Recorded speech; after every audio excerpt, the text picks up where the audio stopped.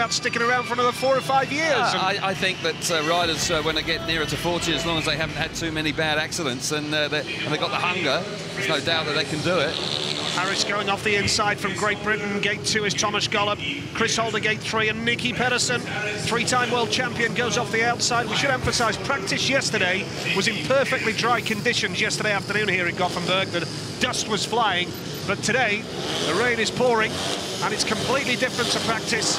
Almost washes out practice altogether. As we build up to heat number 4, what can Chris Harris do off the inside here? Can he make a good start and hit that first turn?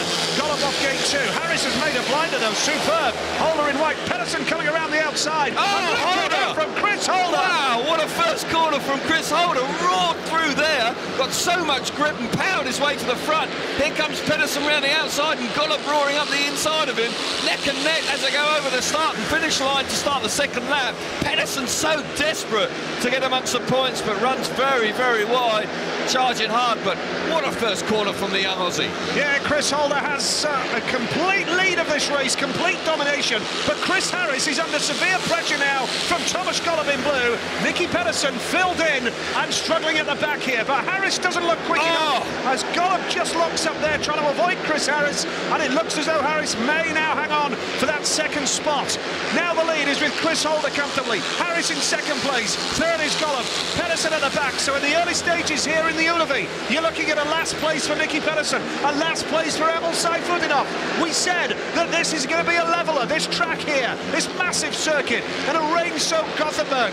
But Chris Holder is going to take the checkered flag in the white helmet colour, and a wonderful win for the talented young Australian. Harris gets second spot, Thomas Gollop was third, and Nicky Pedersen just coasts over the finish line, disappointed in that last place. Wow, but Chris Holder, absolutely, so look what it means to him.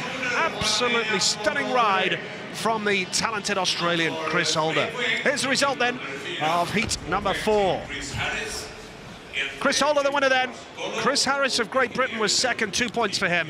Thomas Gollop was third, and Nicky Pedersen gets no points, trailing at the back. And here's how it stands. After 4 races, 1 ride each, Hancock, Jonsson, Anderson and Holder, 3 points apiece. Sayfutdinov and Pedersen yet to score. Winning time, 71.0.